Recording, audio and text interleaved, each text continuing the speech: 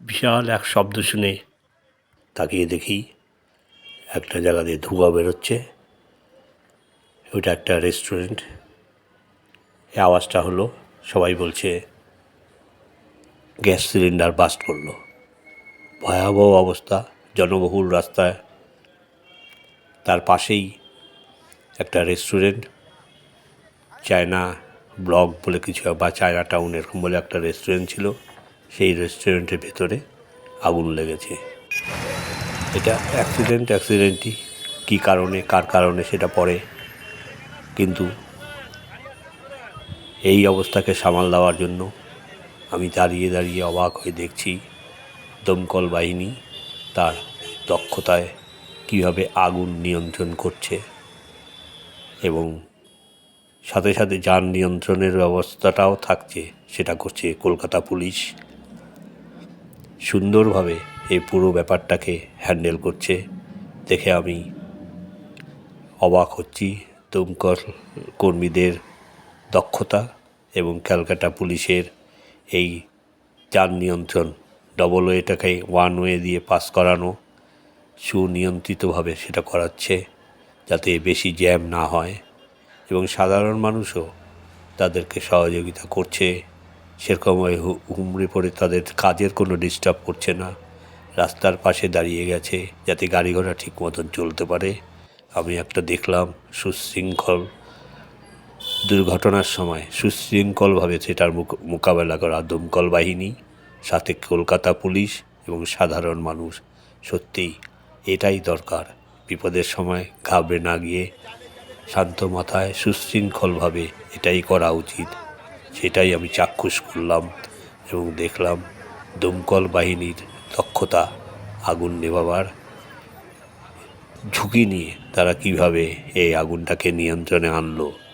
চোখের সামনে দাঁড়িয়ে দেখলাম, সাথে সাথে কলকাতা পুলিশের যান নিয়ন্ত্রণ এবং সাধারণ মানুষকে নিয়ন্ত্রণ, সেটাও দেখলাম। সত্যিই খুব ভালো লাগলো।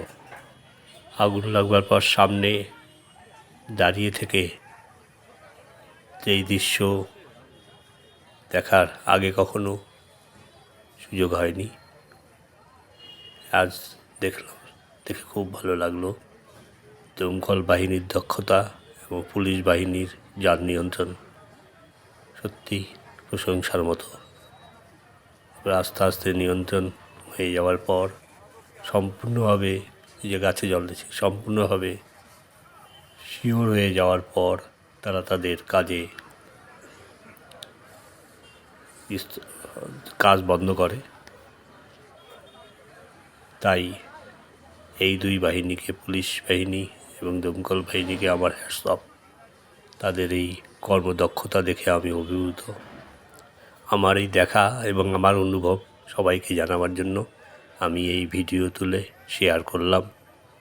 ভালো লাগলে লাইক শেয়ার করবেন এবং সবাইকে ধন্যবাদ জানিয়ে এবং এই বাহিনীর কর্মদক্ষতা দেখবার অনুরোধ জানিয়ে আজ এখানেই শেষ করব। দমকল বাহিনীর কাজ প্রায় শেষ। তারা এখন মোটামুটি জিনিসপত্র গুটিয়ে নিচ্ছে। আবার একটু ওপরের ঘরেগুলোতে, যেখানে ফার্স্ট ফ্লোরে একটু ধোঁয়া দেখা গিয়েছে দেখে আবার জল দিয়ে, এবং নিচের প্রচণ্ড গরমে ওখানকার কিছু গরম হয়ে আছে কি না তা দেখবার জন্য উপরে জল দিয়ে আবার সেটাকেও ঠান্ডা করলো। এবং পাশে একটা গাছ ছিল, সেই গাছের পাতাতেও আগুন লেগেছিল, সেটাকেও জল দিয়ে ঠান্ডা করে দিল, ভিজিয়ে দিয়ে। এইভাবে তাদের কাজ সম্পূর্ণ করে তারা আস্তে আস্তে গুটিয়ে তারা যাওয়ার উদ্যোগ করছে। দমকল বাহিনী এবং পুলিশ, ক্যালকাটা পুলিশকে ধন্যবাদ জানিয়ে আজ এখানেই শেষ করছি। পরবর্তী ভিডিওতে আবার দেখা হবে। নমস্কার।